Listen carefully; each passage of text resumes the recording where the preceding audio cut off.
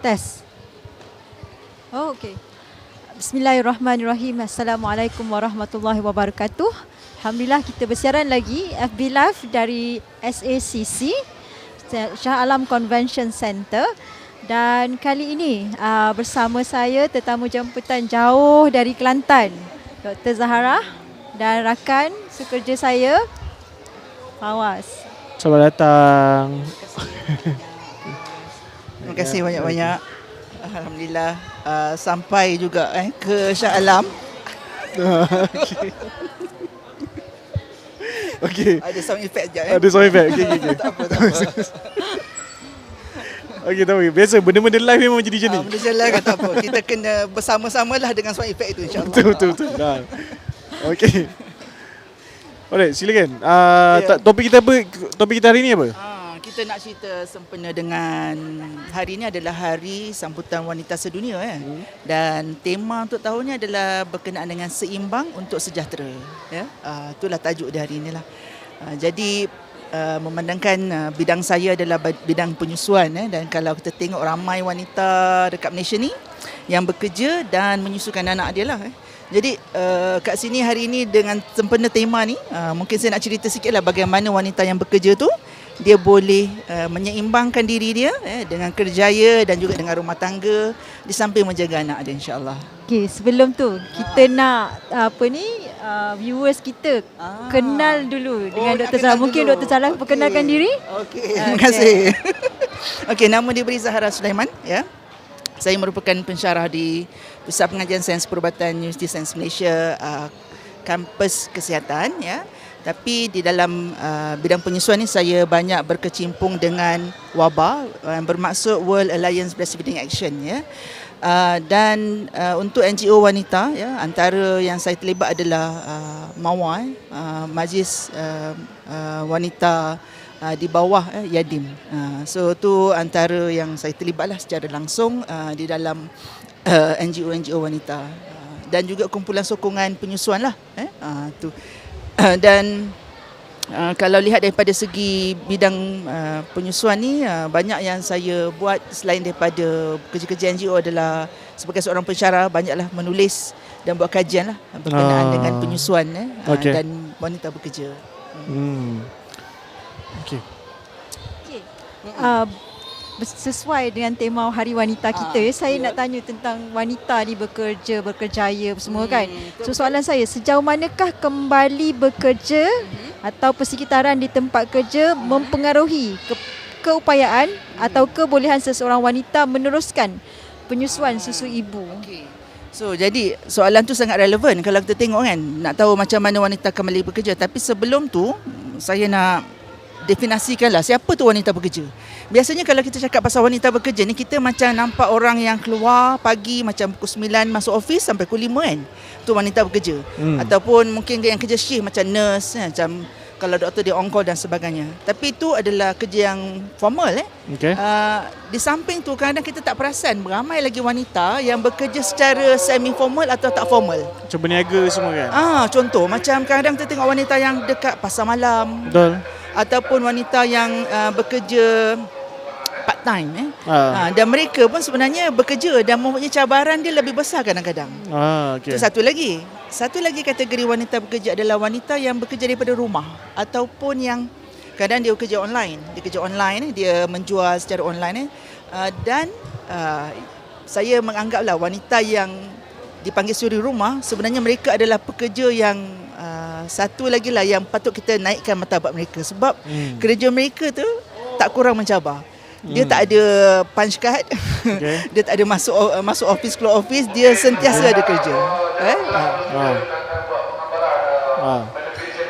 Tak apa, jagi kita lalu kita keras. Kita kena keras Untuk penonton kita ada mannequin challenge kat sini.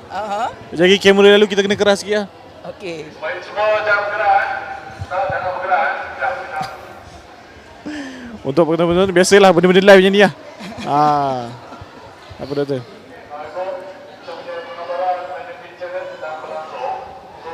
Okay. Tapi tak perlu tu, kita sembang-sembang. Kita sembang tapi kita kurangkan pergerakan. Okey. So macam tak nampak gerak sangat lah. Tak ada bergerak sangat. So, macam kalau cakap-cakap gitulah.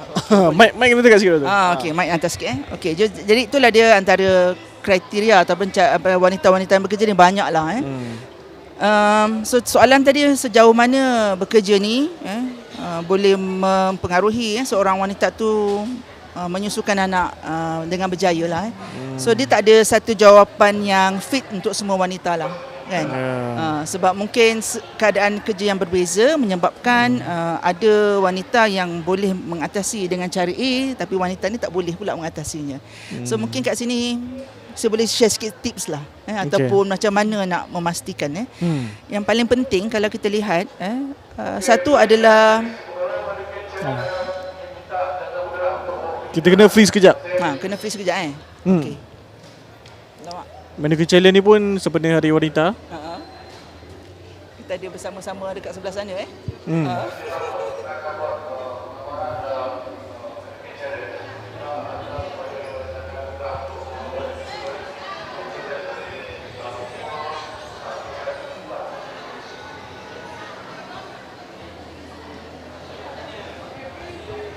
Okey, dah lalu dah. Dah. Alright. Okey dah. Okey, alright. Okey, sambung cerita semula. Sambung cerita. So maknanya yang pertama sekali lah untuk berjaya dalam penyusuan ni dia kena ada satu intention ataupun satu keinginan yang sangat kuat. Maksudnya dia dah plan, okey saya nanti bila anak saya bersalin, bayi ni saya memang nak bagi susu ibu. Dan kita dapati lebih awal dia plan nak menyusukan bayi, lebih berjaya dia. Contoh kalau wanita tu ada yang macam di awal perkahwinan lagi bagus. Betul. Sebelum mengandung lagi dia dah plan dengan suami yang baru berkahwin, plan dah nanti anak kita ni nak bagi susu ibu. Lagi awal dia plan lagi berjaya sebab apa? Dia dah mentally prepare. Bila dia dah mentally prepare, dia akan buat persiapan-persiapan dan dia akan tengok okey kat kerja nanti balik macam mana kan. Mesti masa pantang macam mana dan seterusnya. Jadi dia dah mentally prepare. Itu satu kan. Yang kedua, yang paling penting adalah mendapatkan sokongan. Mendapatkan sokongan Dia macam gerak. Stop jap.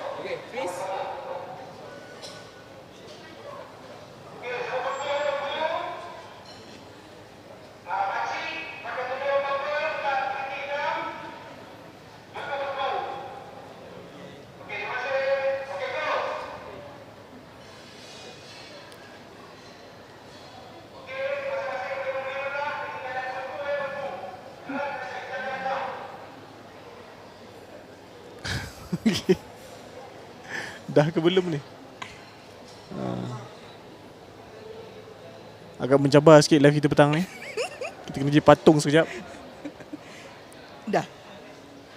Rasa macam dah. Okey. Alright. Tak apa. Tak berhenti-berhenti je cakap. Tak apa, biasa je. Dia live dia cakap ni. Alright So tadi yang pertama tadi dia punya keinginan ataupun dia punya niat lah, intention dia. Yang kedua sokongan. Sokongan ni, apa yang saya maksudkan dengan sokongan ni adalah walaupun wanita tu katakanlah dia dah memang plan nak menyusukan anak dia, tapi orang sekeliling ni mainkan banyak peranan. Kalau yang berkahwin tu banyak kita dapati suami tu mainkan peranan. Suami tu sangat penting. Katakanlah suami tu kata okey, tak apa, abang support, bagi sokongan. Malam kalau kena tolong buat apa-apa untuk bayi tu, dia akan buat. Jadi menyebabkan isteri ni rasa ada orang yang nak membantu. Sokongan lain selain daripada suami adalah sokongan ahli keluarga yang terdekat lah, seperti ibu dan ibu mertua. So yang itu pun sangat-sangat penting sebab ada, kalau kita lihat banyak amalan-amalan yang dibuat oleh sama ada orang Melayu ke Cina ke atau India, memang ada beberapa amalan yang boleh menyebabkan penyusuan tu kadang-kadang dia boleh terbantuk lah. Macam ada orang sekat minum air. Padahal dia okey je nak minum air. Maknanya dekat kena sukat air. Macam sayur-sayuran memang bagus makan, tapi ada setengah pandangan yang ibu-ibu kadang-kadang dia rasa tak boleh makan buah ni sejuk dan sebagainya. Tapi sebenarnya tak, sebab masa itulah dia kena makan. Sebab bila wanita tu dia nak menyusukan anak, dia perlukan tenaga lebih dalam 5 hingga 700 kalori sehari untuk dia boleh menyusukan anak dia. Jadi sokongan yang kedua lah. Sokongan tu tadi keluarga, bila dia balik bekerja, sokongan yang paling penting sokongan kat tempat kerja lah. Betul. Contoh kalau majikan dia tu, dia bagi peluang untuk dia pergi perah susu. Break, katakanlah setengah jam. Kan, pagi, betul petang sekali lagi lah. Jadi dia bolehlah pergi untuk perah susu dan bekalkan susu untuk bayi dia. Kan. Tapi disebabkan kalau kat Malaysia ni benda break tu dia bukan menjadi satu benda yang majikan perlu beri. Jadi kalau majikan yang tak faham, kadang-kadang dia susahlah nak dapat minta permission daripada majikan dia tu untuk pergi break untuk menyusu ataupun memerah susu dia. Kan. Ada tempat yang very supportive, dia even ada bilik. Ada fridge, ada sink, ada sofa. Jadi ibu tu boleh duduk dan boleh buat benda tu. Of course dia akan lebih rasa supported lah. Kan? Okay. Benda-benda macam gitu. Dan dia lebih lama cuti tu, kita nampak wanita tu lebih banyak masa untuk buat preparation. Betul. Kan, kalau dulu 2 bulan, alhamdulillah sekarang ni kita dah 3 bulan. Jadi maknanya sebulan sebelum nak balik bekerja tu dia dah mula plan nak memerah susu dan sebagainya kan. Tu sokongan yang seterusnya dah sokongan kat mana dia letak bayi dia. Okey. Ada orang dia mempunyai macam maid ke kan, pembantu jaga kat rumah. Jadi anak dia tak dihantar mana-mana.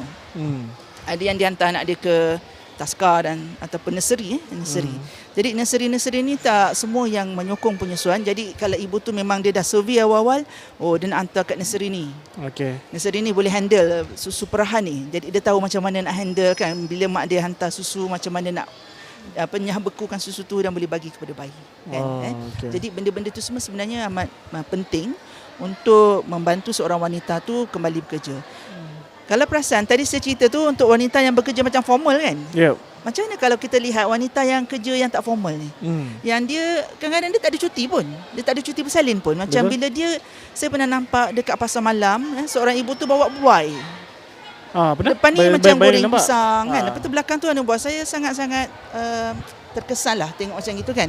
So kadang-kadang kita tak perasan bahawa mereka ni pun perlu sebenarnya sokongan kat situ kan.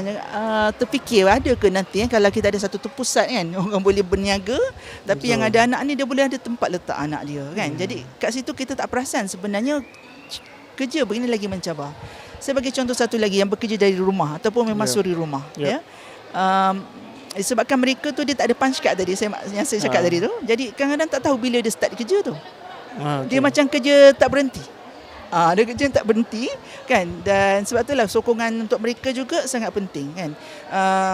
Mungkin kat Malaysia ni kita ada cuti untuk suami bila isteri bersalin kan. 7 hari 7 hari. Tapi kalau dekat luar negara dia cuti lepas bersalin tu suami isteri boleh share.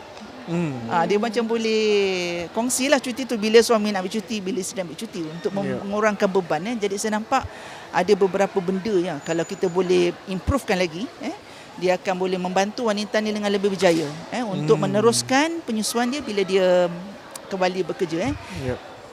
Mungkin saya boleh highlight satu dalam buku ni lah, mungkin boleh share juga buku ni. Buku ni adalah buku yang kami tulis bertiga, saya dengan lagi 2 orang pasal 100 persoalan mengenaan wanita bekerja. Dalam buku ni memang kita ceritakan bagaimana wanita nak mempersiapkan diri mereka bila mereka nak kembali bekerja supaya mereka boleh ready dengan semua peralatan dan memerah susu tu dengan lebih berjaya lah. So antara benda yang kami highlightkan juga adalah apakah kebaikan majikan tu kalau majikan tu membantu. Kadang-kadang majikan dia nampak macam okey kalau dia cuti lama jadi kuranglah orang datang kerja. Betul. Tapi sebenarnya kalau kita tengok banyak kajian, majikan yang memberi cuti dan memberi sokongan kepada wanita yang menyusu, dia punya produktiviti dia meningkat sebab wanita bila dia menyusukan anak dia kurang sakit. Ada negara yang dia cuti 2 tahun kan perempuan? Ada. Kan? Ada, so tapi mungkin dia dekat macam Sweden tu sampai bergaji penuh sampai 6 bulan, ada sampai setahun kat Norway semua macam tu kan, dia memang ada. Jadi kalau orang dekat overseas, kalau orang tu anak dia bawah 6 bulan pergi kerja, orang macam pelik. Kenapa datang balik kerja? Bukan kena ada anak. Jadi dia macam tak expect kenapa nak kena datang kerja macam itulah. So kat situ dia orang dapati produktiviti meningkat bila wanita ni menyusukan anak sebab anak dia kurang mendapat jangkitan kuman dan ibu dia kurang ambil cuti. Biasanya kadang-kadang ibu ambil cuti ni sebab anak masuk ward. Kan? Jadi kalau kita tengok macam tu, sebenarnya dia terbalik lah. Bila dia dapat sokongan, dan anak ni pun kita tahu khasiat susu ni memang banyak. Dia tak boleh nak bandingkan dengan susu yang lain. Sebab satu memang dia mencegah penyakit dan infection. Kita dapati memang menunjukkan kurang jangkitan kuman di paru-paru, di telinga, di respiratory tract dia semula memang tu. Dan kanak-kanak kalau ada peramatang lagilah, dia perlukan sangat susu ibu untuk dia punya tingkatkan lagi dia punya berat badan tu dengan lebih cepat lagi. Jadi pendapat puan lah, dia sebab benda ni rasanya ramai yang mainkan faktor lah. Betul. Kan? Jadi kat mana yang sepatutnya mulakan, sebab menarik soalan ni. daripada top management, maksud saya dari segi menteri lah sendiri. Dari segi menteri ke daripada atas ke ataupun daripada bawah. Yang kena mulakan. Ada satu konsep kita panggil dia 1000 days, 1000 hari pertama. 1000 hari pertama ni merujuk kepada hari daripada start mula mengandung sampai umur bayi tu 2 tahun. Sebab kalau kita tengok yang disarankan adalah menyusu hingga 2 tahun, 6 bulan pertama tu menyusu penuh. Jadi dalam daripada start mengandung sampai umur 2 tahun, lain orang lain peranan yang dimainkan.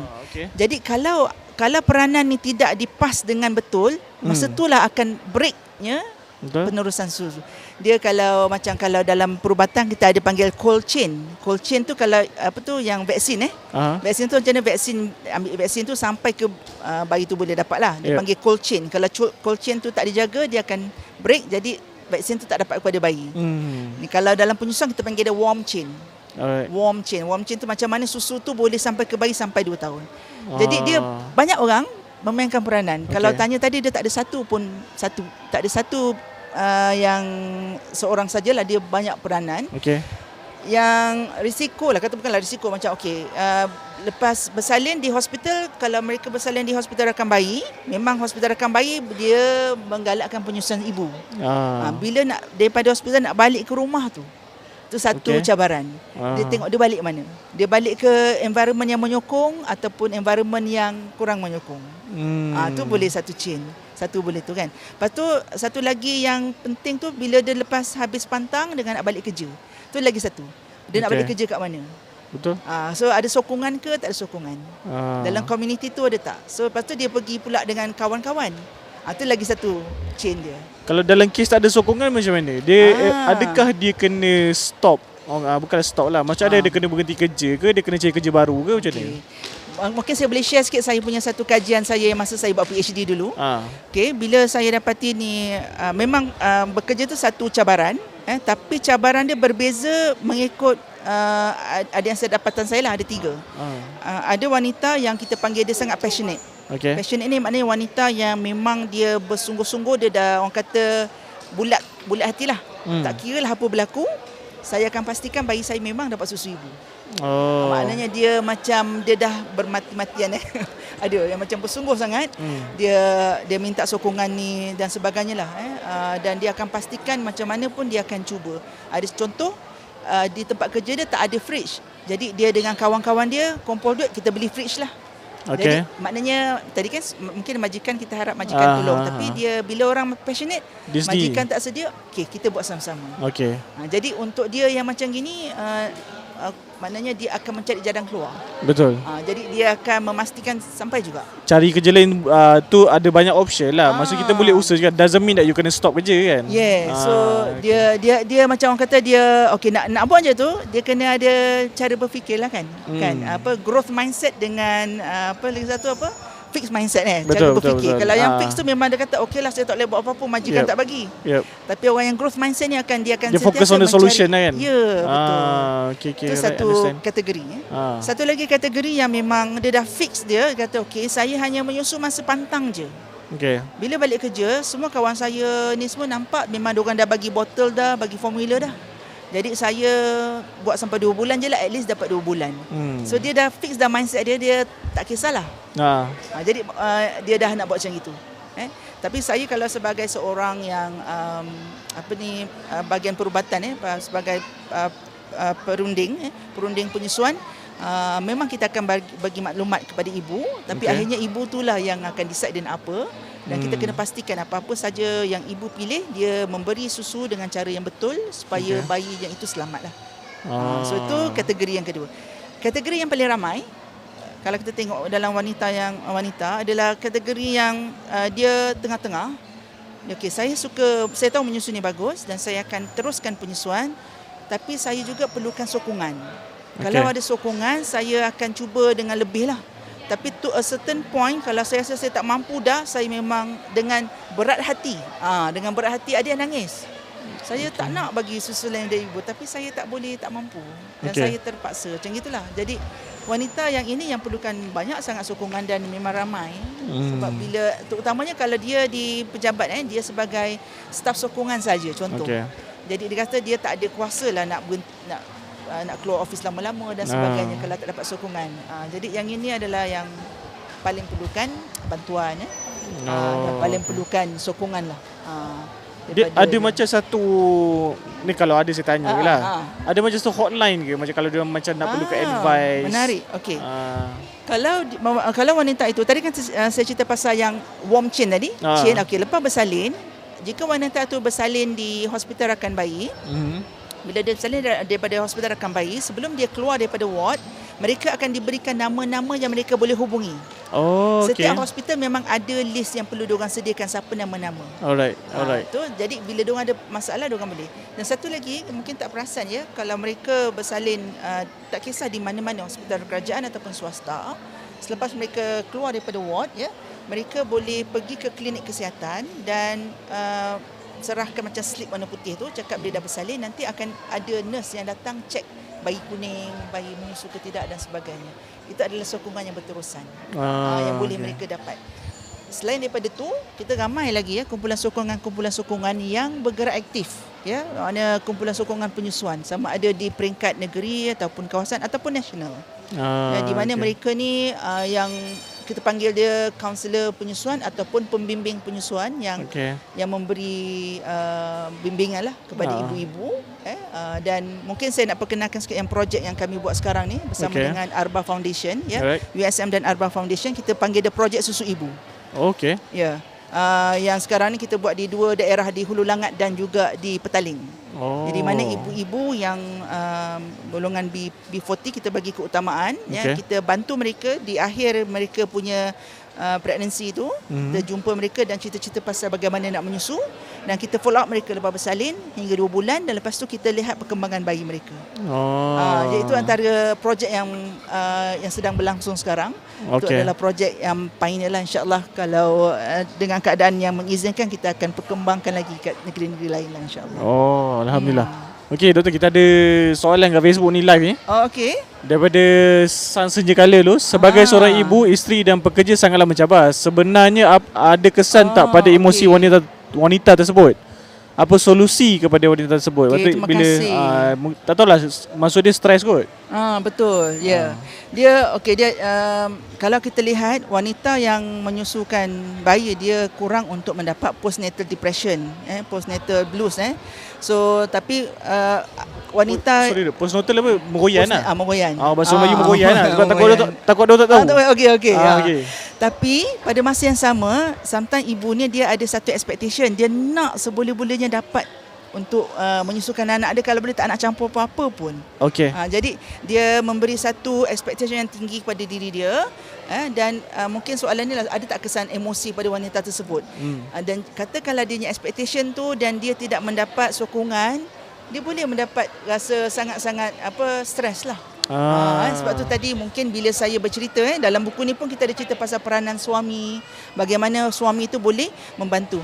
As simple as kita ajar macam mana suami boleh buat urutan dekat belakang isteri. Masa kadang isteri dia tengah menyusu, dia buat urutan ni boleh melegakan. Simple saja. Contoh dia buat urutan, dia boleh melegakan. Dan dia boleh membantulah mengurangkan stres masa tu. Yang kedua pula, daripada Sang Senjakala juga, mungkin dia dah ada baby kot. Kau ada baby. Apa pandangan puan tentang ibu susuan? Pandangan saya. Kalau kita lihat, susu yang terbaik adalah susu ibu. Susu ibu ni ada 2 lah yang diberi secara direct. Maknanya ibu tu memberi susu di payudara. Maknanya dia menyusukan. Dan yang kedua adalah susu tu memerah susu dan dia menggunakan alatan lain untuk menyusukan bayi dia. Di EBM Itu dia panggil EBM. Express Breast Milk. Nama brandnya EBM. EBM. Yes, EBM, betul lah tu. Okay. Itu yang kedua. So kalau ikutkan, yang ketiga adalah ibu susuan lah. Okay. Maknanya kalau ibu tu tak boleh, dia cari orang lain untuk menyusukan bayi Dekat Malaysia dia. kita amalkan tak ibu susuan ni? Okey, ibu susuan ni kalau ikutkan kat Malaysia ni dia tu adalah individual punya preference. Okay. Individualnya preference lah. Dan kalau tanya saya di klinik USM kami ada buat klinik untuk ibu yang tak pernah mengandung tapi ambil anak angkat nak keluarkan susu. Oh, okay. Dia tak pernah mengandung tapi dia ambil hormon dan dia ambil ubat-ubatan. Jadi dia nak jadi ibu susuan kepada bayi yang diambil anak angkat tapi dia sendiri tak pernah menyusukan anak. Oh, Ya, ada kita panggil rawatan cetusan laktasi, mencetuskan susu. Oh, ada. Okay. Alright. So kalau tanya saya pandangan saya tentang ibu susuan, pada saya itu adalah salah satu alternatif kalau ibu tu sendiri tidak boleh mengeluarkan susu dia. Okay. Cumanya mungkin untuk orang Islam kadang-kala mereka yang antara perkara yang mereka agak khawatir adalah nasab lah. Nasab nanti bila anak tu dah besar kan. Tapi saya rasa benda tu dia perlu ada cara. Perlu Betul. ada cara bagaimana dia nak pastikan anak ni tahu nanti betul. dia adalah ibu. Mungkin ada rekod ke dengan Jabatan Agama. Dia boleh buat rekod dan sebagainya supaya dia tahu nanti anak tu siapa. Nauzubillah dia tak adalah terkahwin dengan adik-beradik satu susuan kan. Okey. Soalan seterusnya daripada Nur Amin. Penyusuan bayi sehingga berusia 2 tahun memang keinginan setiap ibu. Bolehkah beri pandangan untuk konsisten terutamanya bagi wanita berkerjaya yang kerja tak tentu masa dan sentiasa bekerja di luar? Okey, terima kasih Nik Elmi atas soalan tersebut ya. Seperti saya katakan tadi ya, panduan yang perlu diberikan adalah contoh mother tu dia kena plan. Katakanlah dia nak kembali bekerja bulan depan, maknanya sebulan sebelum dia nak kembali bekerja tu dia dah plan macam mana dia nak cukupkan susu. Perah susu tu supaya susu tu cukup untuk anak dia gunakan masa dia nak kembali bekerja ya. Okey, cumanya kita perlu ingat apabila anak tu selepas umur 6 bulan, susu ibu sahaja tidak cukup untuk membekalkan kalori kepada bayi.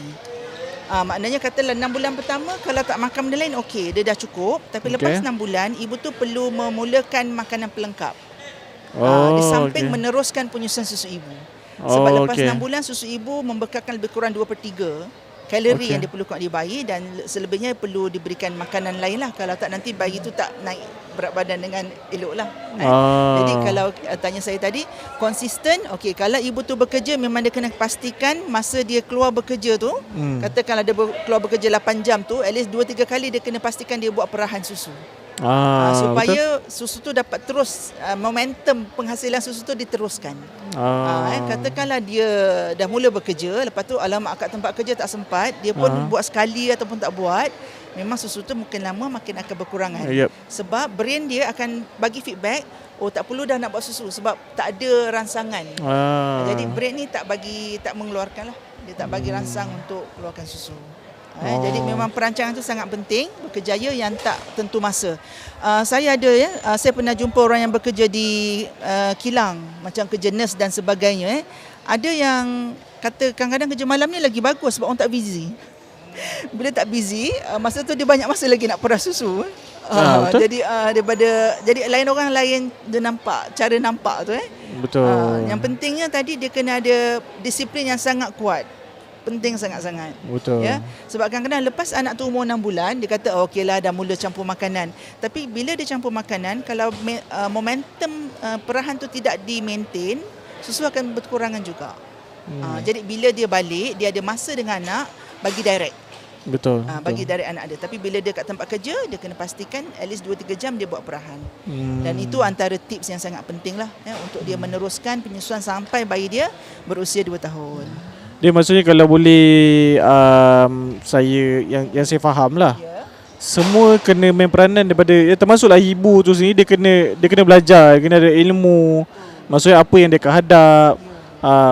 Sebab ada juga orang yang macam bila dia seronok ni nak jadi ibu susuan, tiba-tiba lepas tu dia stres. Jadi maksudnya mungkin dia tak cukup ilmu lah kot. Lepas tu dari segi mungkin dari segi agensi pula, macam tadi doktor cakap, setiap level tu ada different party yang akan yang perlukan untuk handle. Jadi maksudnya memang semua sekali kena mainkan peranan. Sebab sekarang ni kalau kita tengok banyak cara nak dapat ilmu. Banyak cara nak dapat ilmu. Mungkin saya boleh share sini, kalau nampak ni nama ni Breastwork. Breastwork ni adalah satu apps yang dibangunkan oleh pelajar saya. Boleh saya tekan apps tu? Boleh saya buka tapi apps yang tu dia tak updated lagi, yang lama dulu. Saya kena update dulu. Tapi maknanya memang adalah satu apps kat sini, ada panduan dia. Okey. Kat situ dia boleh tunjuklah macam mana beberapa poin yang penting lah, boleh tekan. Boleh tekan. Tapi yang ni saya tak updatednya. BRESWORK kan? Breastwork. Breastwork ni BRESWORK Breastwork.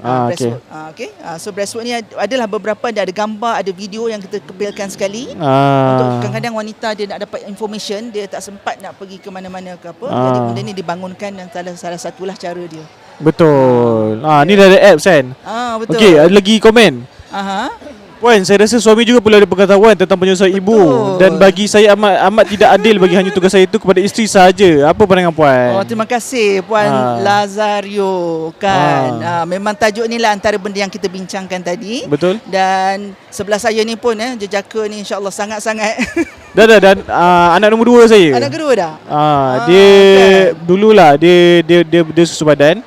Tapi memang betul lah macam saya cakap tadi lah, semua kena main peranan. Dan betul. Bila ada yang dia maksudnya kena dari segi bila kita kurang ilmu, kita akan stres lah. Betul. Sebab kita tak tahu. Dia saya bagi contoh kan, ada seorang tu suami dia macam cakap simple je. Baguslah. Abang setuju sangat bagi susu ibu. Dia terus dapat semangat. Dia simple je. Ataupun saya ada contoh yang suami peranan suami yang negatif, dari positif kan. Ada je macam dia tengok isteri dia agak sukar untuk menyusu. Suami dia kata tak apalah, berhentilah, kesian tengok isteri dia. Betul. Dia pun belikan susu formula. Jadi itu sokongan yang tak sepatutnya lah. So macam mana tadi saya sangat setuju, memang suami isteri ni perlu bersama-sama dalam keluarga kan. Jadi antara contohlah yang suami boleh membantu seperti tadi, katakanlah isteri tu sibuk di rumah dengan peran susu, mungkin suami tu boleh urusan lain, baju ke kan, kemas-kemas ke ataupun tolong bayi anak dia yang lebih besar kan. Betul. Untuk sebab mungkin dua-dua bekerja bekerja dan itu. Jadi dan give and take lah. Betul. Lebih kurang dan saling memahami. Saya memang betul. Ada orang tanya pasal buku dia. Okey, buku ni adalah baru diterbitkan tahun 2019, buku terbitan daripada DBP. Ini adalah buku, kalau buku yang dengan DBP buku keempat pasal penyusuan yang saya tulis lah bersama rakan-rakan Buku ni adalah 100 persoalan mengenai penyusuan susu ibu bagi wanita bekerja, terbitan DBP So boleh dapatkan daripada DBP buku tersebut, dan insya-Allah dia dalam bentuk soal jawab. Ada 100 persoalan. Jadi mudah untuk difahami, macam orang kata soal jawab. Insya-Allah. Okey. InsyaAllah ada persoalan lagi Okey, rasanya masa pun ada masa lagi Boleh ada masa lagi? Okey. Ada satu soalan lah, ada macam mana Ada satu soalan dalam ada kawan-kawan WhatsApp. Okey. Wanita bekerja, sebab kawan saya WhatsApp dia tak ada Facebook. Tak apa, boleh je. Wanita bekerja selalu jadi marah-marah, alasan letih kerja, letih susukan anak, sudahnya satu family kena marah. Tu dah. Sebab ada susukan anak. Saya tak kata semua, kebanyakan. Mungkin boleh buat kelas dan juga segi penjagaan mental dan juga emosi. Macam ada tak kelas yang macam handle. Tapi betul lah, sebab kadang macam ada ibu-ibu muda macam saya cakap lah, dia seronok orang kata bila dikempenkan breastfeeding journey, which is saya sangat sokong lah. Tapi setiap benda yang kita buat kena ada ilmu lah. Bila kurang ilmu tu yang stres tu. Jadi ada tak macam kelas yang boleh membantu? Okey, kalau tanya saya, sebab tu tajuk dia kalau kita tengok hari ni, sambutan Hari Wanita Seimbang untuk Sejahtera. Seimbang untuk sejahtera tu maknanya setiap orang kena ada seimbang masing-masing. Suami ada seimbang masing-masing, isteri kena seimbang, tempat kerja kena seimbang kan. Jadi bila sokongan ni seimbang, jadi dia taklah stres sebab dia tak merasakan bahawa dia seorang saja buat. Betul. Mungkin bila soalan tadi tu, mungkin dia rasa dia je nak, orang lain nak ke tak nak ni. Macam aku je beria kan. Okeylah, macam tadi dia rasa je, jadi mungkin dia rasa stres. Tapi bila benda tu tadi persiapan tu dibuat awal, contoh saya beritahu tadi macam lepas kahwin dah plan dah. Tak mengandung lagi dah plan. So sekarang ni kita nak buat macam ni, apa cara dia kan. So dia dah ada ilmu, tahu sebenarnya kalau orang tengok penyusuan susu ibu ni dia natural tapi dia punya cabaran pun besar. Betul. Sebab kadang-kadang kalau orang tak perasan ingatkan macam duduk je keluar susu Betul. Tapi Bukan sebenarnya tak dengan benda lain. Jadi soalan tadi sangat valid dan saya berterima kasih kepada tuan yang bertanya ya. Dan kelas-kelas penyusuan ni ada yang dibuat bersama dengan suami isteri dan saya galakkan kalau pergi kelas-kelas sebegini. Ada kelas tu dia ajar macam ni exercise, macam nak bersalin, macam ni suaminya peranan, even masa dekat bilik bersalin. Lepas bersalin tu ada yang kelas buat macam mana salin lampin, suami pun buat sekali. Macam mana cara nak buat dan sebagainya, buat bersama kan. Jadi bila dia berkongsi tanggungjawab, berkongsi perasaan dan suka duka bersama, insya-Allah dia akan lebih rasa kebersamaan. Jadi bila nak marah pun nak marah, kenapa nak marah, sama-sama nak. Kelas tu percuma ke ataupun macam mana? Dia private ke? Okey, kalau tanya saya, kelas ni banyak yang dianjurkan lah oleh persatuan ataupun kalau saya di USM Kubang Krian kita ada buat kelas suami isteri tu, dia punya charge very minimal untuk just beli makan minum saja. Sebab yang buat tu memang staff yang terlatih dan doktor yang terlatih, tapi kita buat di hospital jadi dia bayar murah. Ada juga NGO yang buat ataupun persatuan-persatuan yang buat dan dia bergantung pada kursus tu untuk berapa lama, sehari ke separuh hari ke dan saya tahu ada hospital buat yang weekend. Ada yang dia buat waktu weekend, private hospital dia buat waktu weekend. Jadi boleh tengok kalau kita search macam kelas penyusuan akan ada keluar. Betul. Kelas penyusuan akan ada keluar. Ada kadang-kadang kelas tu spesifik cara menyediakan susu perahan, macam mana nak kembali bekerja. Betul. Ada macam kelas spesifik untuk ibu nak kembali bekerja, dia memang buat spesifik untuk macam mana nak sediakan susu tu. Yang itu praktikal lah, hands on. Dia boleh buat cara macam mana susu tu nak letak kat fridge berapa lama, nak keluarkan berapa lama, macam mana supaya tak contaminate dan sebagainya. Betul lah. Dia memang betul lah, memang kena ada ilmu lah sudahnya kan. Sebab yelah, kalau dapat kelas yang kelas yang murah tu kira memang tak stres lah. Sebab kalau kelas tu mahal, sudahnya stres juga satu family tu. Betul. Tapi saya rasa insyaAllah kalau tanya saya, ada je kelas-kelas ni is actually possible tu lah untuk di attend lah. Dan saya juga sebenarnya nak, sebab saya dah dengar talk doktor baru ni, saya cuma nak mungkin pandangan lah, sebab perkongsian doktor tentang isteri tentera yang terpaksa masuk ke camp mungkin boleh dibukukan, boleh membantu ibu lain untuk membaca experience mereka yang bagaimana mereka jadualkan untuk menyusu. Hari tu masa saya punya sesi dekat stage tu, ada saya cerita bagaimana dia ni seorang askar. So dia nak kena pergi training, masuk ke hutan lah. So sebelum dia masuk hutan, dia dah buat planning dulu.